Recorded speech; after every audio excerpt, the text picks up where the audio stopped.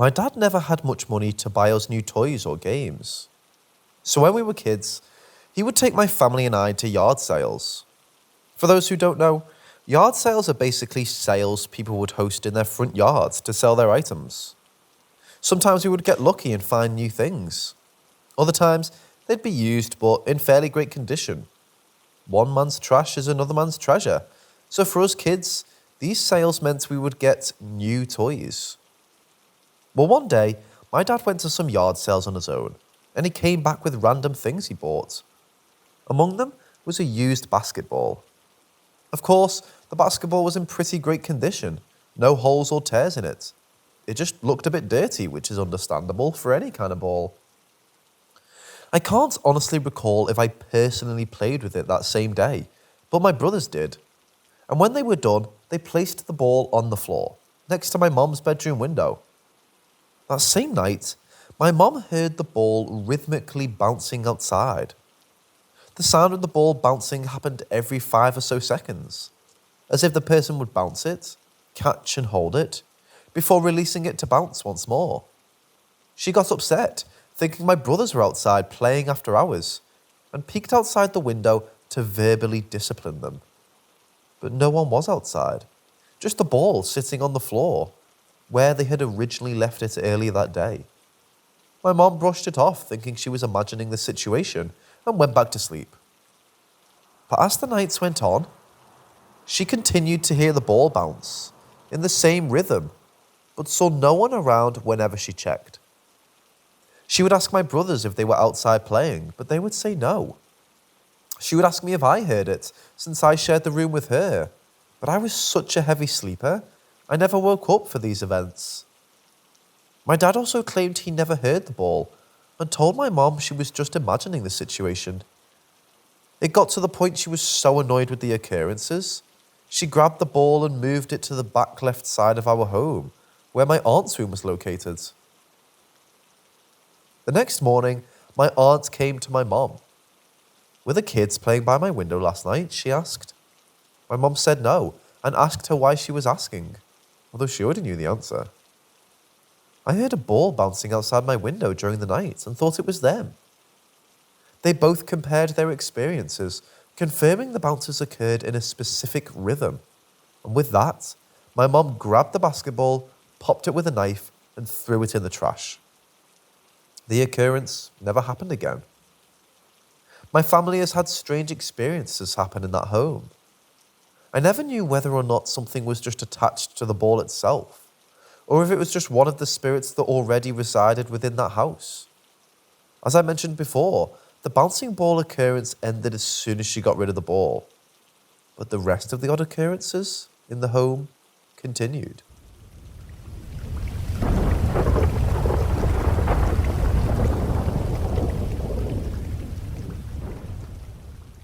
Back in May, I lost a friend to suicide.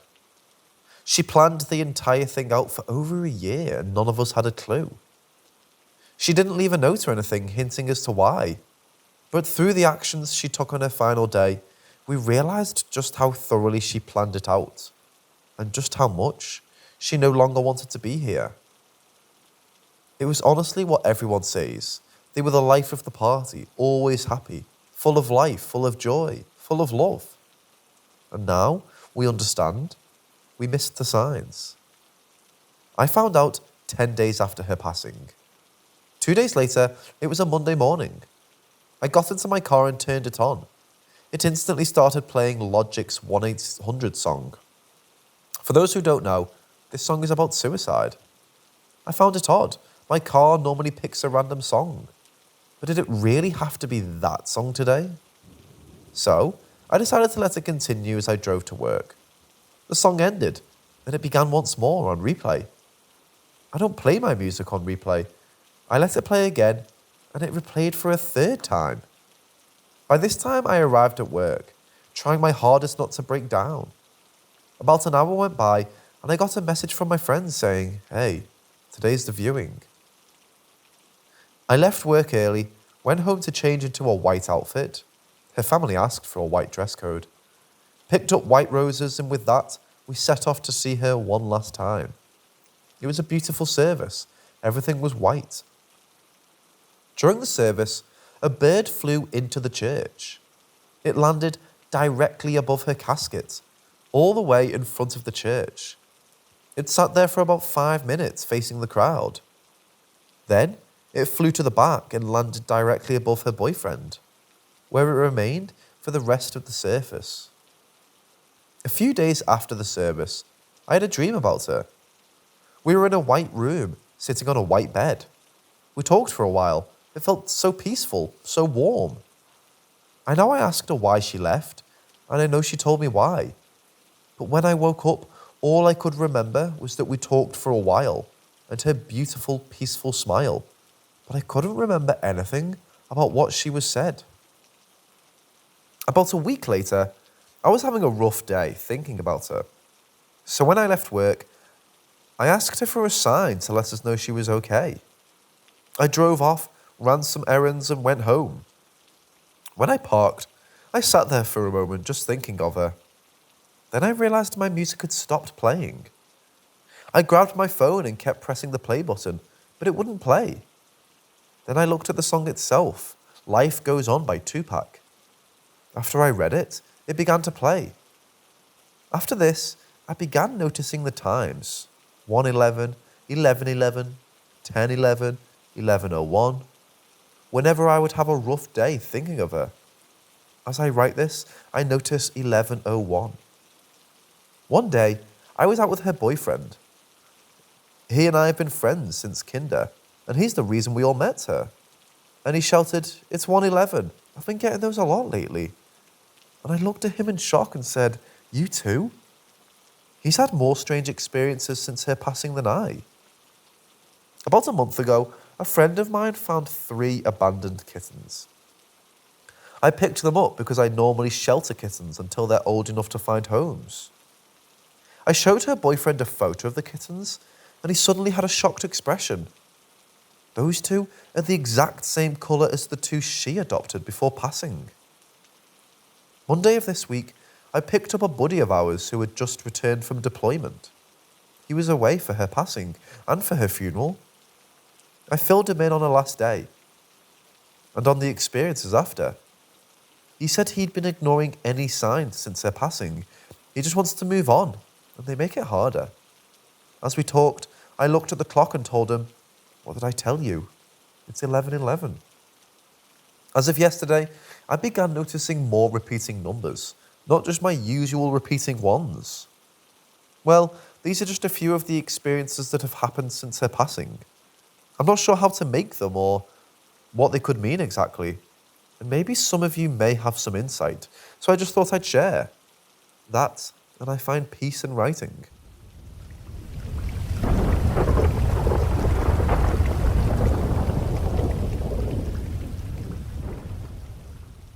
I live alone.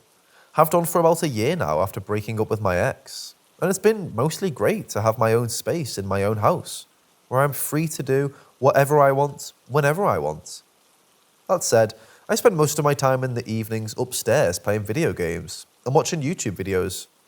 I don't really have a social life, but that's okay with me. I've never felt uneasy in my own house, until about a month ago, when I went to the kitchen at night to make a drink. Now, my kitchen is overlooked by my overgrown garden, which is in turn overlooked by some woods. It's a fairly rural neighbourhood and it's very quiet at night, which makes it a friendlier environment for some wildlife to come out. I'll often see foxes and deer, and I've woken up at night by the scream of a fox at 4 a.m. once. And they like to hang around outside the front of my house, because there's easy access from there to my back garden and then into the woods. My kitchen has this big window, which looks right into the garden.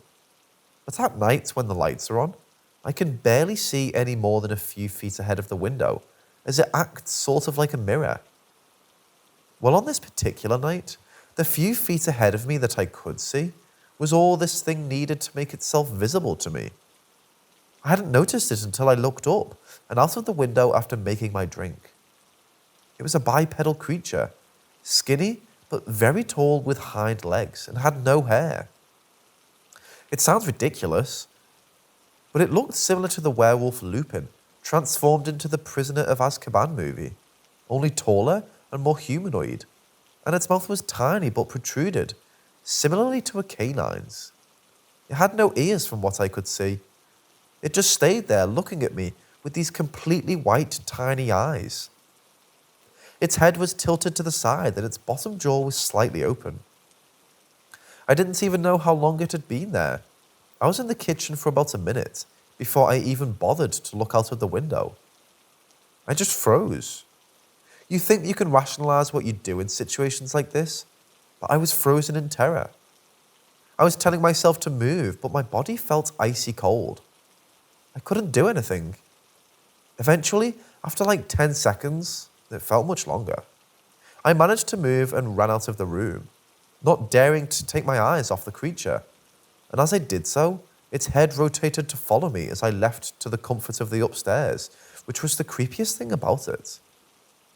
Since then, which was about a month ago, I've not gone into my kitchen at night, save for a few necessary occasions.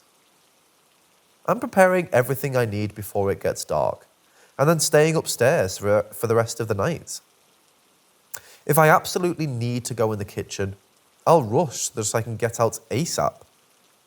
That feeling you get when you turn all the lights off before you have to go back upstairs, and feel like you're going to be chased upstairs by some unknown entity? That's the feeling I get when I need to go in my kitchen at night.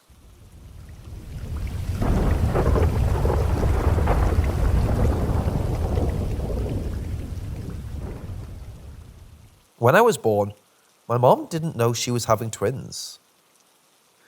When me and my sister were born, we were brought from the hospital to a haunted house.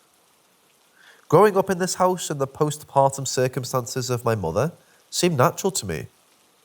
I was a newborn, as was my twin. We knew nothing else. Our mother thought we were the devil's spawn. I would have too, if I didn't know they were coming in pairs. My father would change our diapers, feed us throughout the day, get little sleep, and work the night shift. He'd come home on his lunch break at midnight to feed us and clean us and change our diapers. My mother wouldn't come near us. I suspect in my later age, she must have been having a mental breakdown that lasted for 18 years. She really was a good person to friends and family, just not us. On with the story. One night, my sister and I were laying in bed, getting ready for sleep. We were about 11 years old. We heard heavy horse hooves on the roof of the house. Whatever was making this noise wanted us to know it was there, and it meant business. We huddled together. We had in our room a child-sized little red rocking chair. Besides the chair was a stack of notebook papers for school.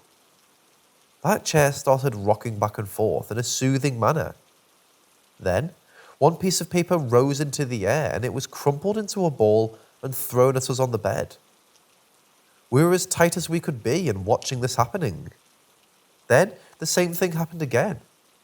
All the while, the chair was rocking back and forth. Another piece of paper rose, crumpled, thrown. A big, hairy creature with horns tried to get in between us. My twin was paralyzed with fear. I was energized with fear. I ran to my dad's door, courageously running through the long, dark hallway, and banged with my fists on the door. My mum always kept their bedroom door locked. My dad came out like the Incredible Hulk to the rescue. He asked what was happening. I told him what I could, which wasn't much. I had a speech impediment, so I led him back to the room running and hoping he'd follow. He asked Billy what happened, who told him even more. Between the very short time that I'd left to get help, she told my dad. He had red eyes, horns with hair all over, and she was scared shitless. She wet the bed. And even though all this was happening, she still couldn't move, paralyzed with fear.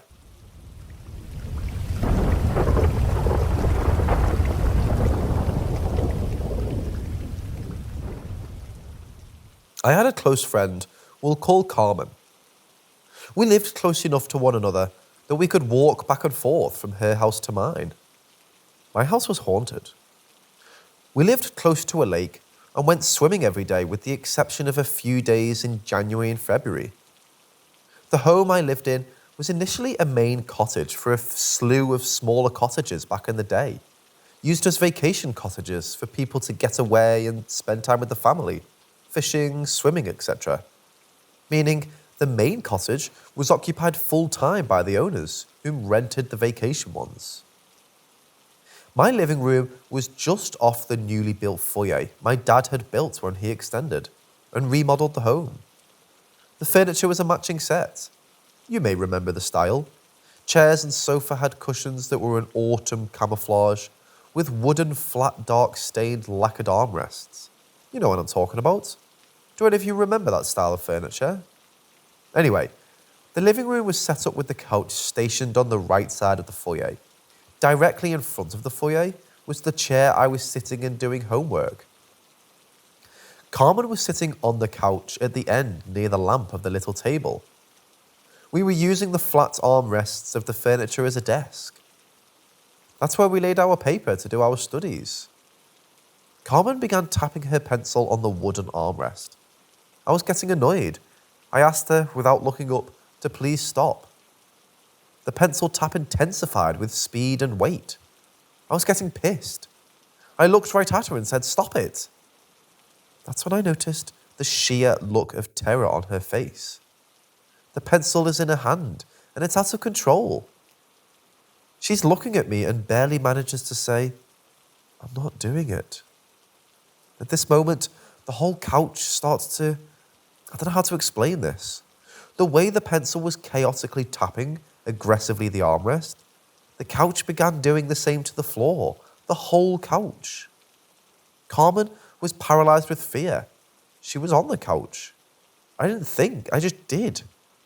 I rushed out of my chair and jumped on the couch. This was a long time ago. I've no idea what I was trying to accomplish here. Maybe I thought I could weigh it down and make it stop, who knows?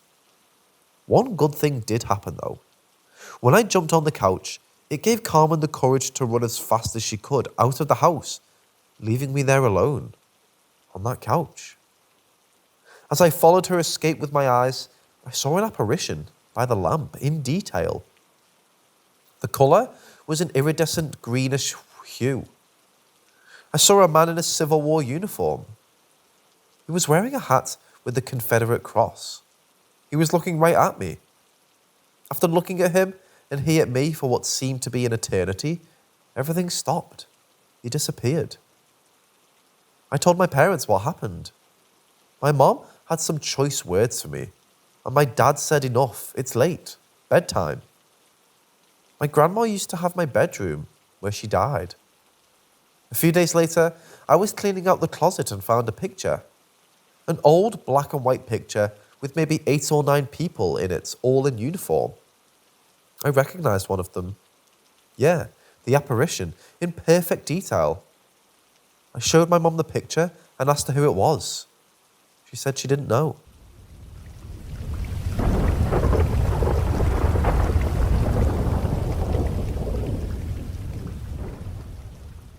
We live in a 1940s bungalow in Chattanooga, Tennessee. Been in the same house 15 years, and it's only recently we've started to experience possible paranormal activities. I guess it kicked off in April of this year, when my father and I did a full remodel of the downstairs bathroom.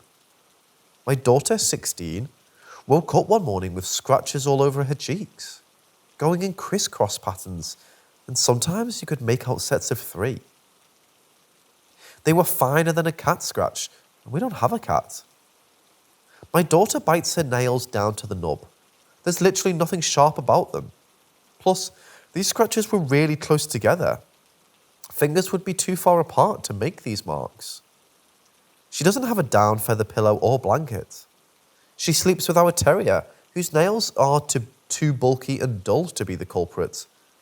If it were a rodent or something, firstly, I think she'd wake up. Secondly, I think the dog would have prevented that. She came to show me. We took pictures. Everyone agreed that was weird, and we put it to the back of our mind. Nothing else physical happened for weeks, but she was complaining of waking up a lot, nightmares, and even sleep paralysis. My husband and I were getting alerts from the camera in the living room every night. Around 3, there would be knocking. Maybe in sets of 3, I can't really recall. But the camera detects sound and sent alerts. We couldn't find the source or even a general location for that matter.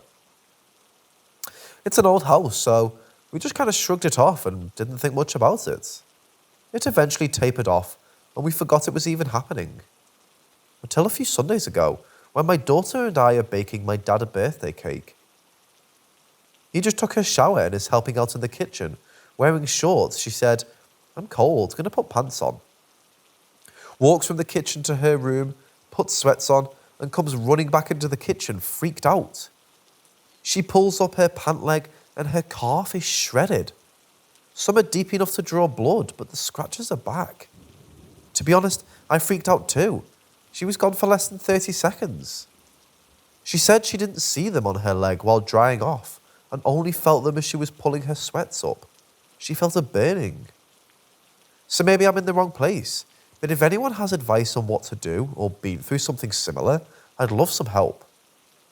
I apologise if this is the wrong sub. We are interested in paranormal stuff, but don't go as far as to play around with the things, like the Ouija board or dabble. So it's not like we opened a doorway. That's why I think it's the remodel.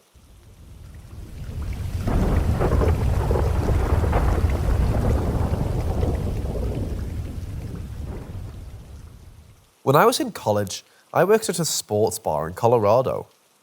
Before I was able to become a waitress, I had to be a hostess for a month. One Saturday, we got pretty busy because there was a local baseball game happening. I was sitting people pretty frequently throughout the afternoon. Toward the end of the lunch rush, a couple people came into the restaurant. I remember commenting on the woman's large turquoise necklace, telling her how pretty it was as I showed them to a table on the back patio, having some useless and polite conversation with them the whole time. I went and got the waters and brought them to the table, told them their server would be with them shortly, then returned to the host stand.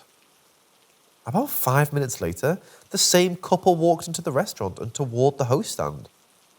I was very confused and asked if they needed to be reseated. The lady looked at me seemingly just as confused as I was and noticed her large turquoise necklace again.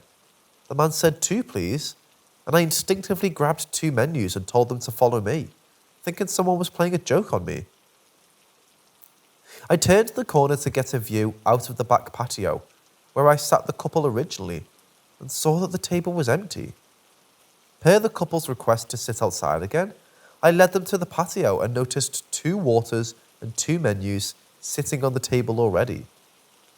I didn't know what to do, so I picked everything up and told them I would get them some new waters. I made my way to the bar to get waters, and the waitress from the back patio section came up and asked if I was okay. She said that 5 minutes earlier, she saw me walk to the patio holding 2 menus, as if I was seating people, but there was nobody there. Then I came back with waters and put them down as if I was talking to people, but the seats were still empty. She said she was on her way to come check on me because her and other guests on the back porch were concerned about what I was doing, talking to nobody. I asked if there were people there now, and she looked confused and said yes. So from what I can gather, I saw, talked to, and sat these 2 people before they actually came into the restaurant. I have no explanation for this, and I'm wondering if anyone else has ever had an experience like this.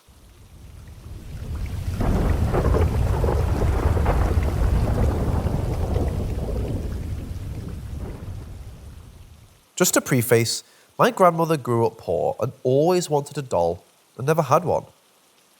Even in her old age, she would sadly recall how she never had one. So my uncle surprised her for her 60th birthday with a baby doll. She loved it, and I could see as if she was a child again. She would hug it often, but she kept it in the china cabinet to keep it in good shape. Fast forward to 20 years later, Grandma was 80, and I was growing up with a 2-year-old daughter. She was giving signs that she would die soon. She was healthy, but kept hinting she wouldn't be around much longer. A week before she passed, she wanted to give my daughter her doll. I told her no because Grandma was always very generous, but I felt like she was giving up on life. I told her to take it back and that she would live much longer. When she passed suddenly the following week, I saw that doll in her nightstand. I almost screamed when I saw it. There was something very odd about it. It's like it changed somehow, but I couldn't put my finger on what it was. The doll never scared me before. My mom told me it was Grandma's wish that I gave it to my daughter. Ignoring all the creepiness I felt, I agreed and took it home. The doll itself never did anything strange, but I felt like it was watching me somehow. I couldn't ignore the feeling, but I told myself I was foolish. I intended on keeping it forever, no matter what my feelings were. My daughter never really played with it. I'd see it on the floor and I'd be afraid of picking it up.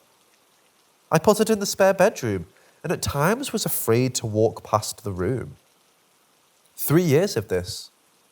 My sister came over one day. We were upstairs and I saw her walk into the spare room. She suddenly runs out, looking pale-faced. She says to me, "That doll gives me the creeps. Get rid of it." I suddenly felt that I wasn't alone in my feelings and told her everything I was feeling. But I felt I was letting Grandma down by getting rid of it. After talking more, we agreed that I would donate it. I put it in a bag. I was so frightened of it, I put the bag away from my body, as if a snake were in there. And this is the strangest feeling I ever had, but I felt like the doll was crying because I was getting rid of it. But I wasn't going to let it manipulate me. I still feel sad that I got rid of it. I try not to feel guilty that I somehow let Grandma down. I don't know what happened and why I had those feelings.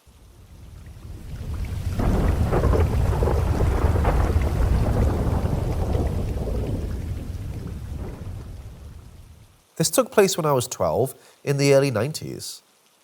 I have no explanation for what I saw. My parents were invited to have coffee at the home of some friends. My sister, 11, and I came along. The couple had 2 children our age, whom we knew since we were babies.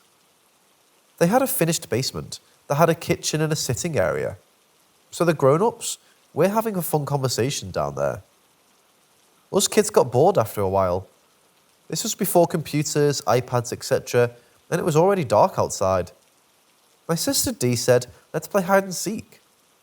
Our friend Sarah had a younger sister who was 6, so we were trying to find something fun for her to do as well. So Sarah started counting to 50 downstairs in the living room. My sister, Sarah's sister, and I headed upstairs towards the bedrooms, hoping to find a good hiding spot. We went into their parents' bedroom and hid between the bed, while we faced the door. We were planning to duck and hide ourselves once Sarah came up the stairs. The room was pitch dark, except for the streetlight that was directly outside. The light casted a shadow on the wall in front of us. That's when I saw an unusual shadow on the wall. The shadow resembled a black pistol. I said to the 2 girls with me, "Do you see that weird shadow?" I looked around, but I couldn't find anything in the room that would make that shape. I walked up to it. The shadow started to slowly move backwards into an open closet.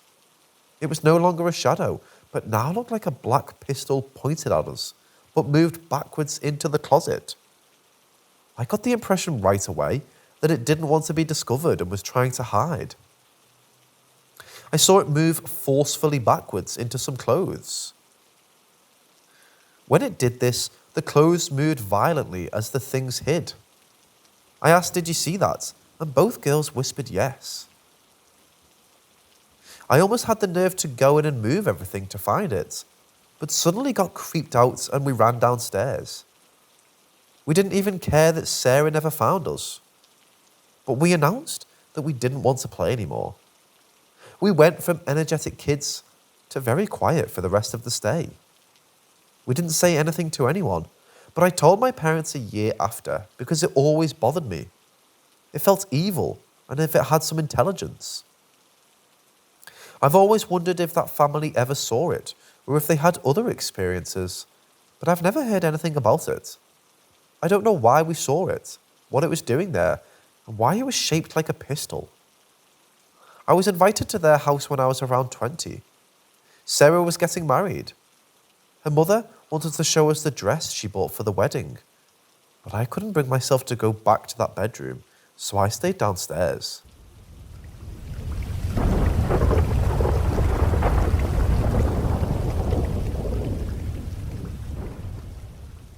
This happened to me 2 months ago. It's not necessarily scary, just strange to me. My dad passed 3 years ago. My mum, sister, and I lived blocks from one another. When he passed, my sister and I would visit mum on weekends when we weren't working. We'd keep her busy since she was recently widowed. My sister took his death harder than anyone. She had guilt that their relationship wasn't the best because of her own stubbornness. As part of her therapy, she had to come to terms with it. So I'd help her with that. Father was buried at a cemetery only 15 minutes away. We'd visit him every weekend unless something came up. I admit that I hate cemeteries. They're sad places and creep me out. He's buried in an outdoor mausoleum that faces a pond. We joke that he upgraded to a condo near the lake, so it wasn't that bad. Visiting every weekend sounds like a lot, but we wanted my sister to get over her guilt and depression. After a while, it didn't bother me. The last time we visited on one beautiful sunny day, we stood just looking at his grave and the ones nearby. I suddenly felt cold, despite it being 80 degrees. I felt goosebumps, like I became very uncomfortable. I looked to my right at my mom and sis. Both have the same expression as I do. I said, "Let's get out of here." Mom says, "Yeah, I'm getting the creeps." We leave right away. My sister goes as far to say, "I don't want to come back here again." We all agree and haven't been back. So I don't know what happened that day. It was just a feeling, but I'm not the only one who felt it.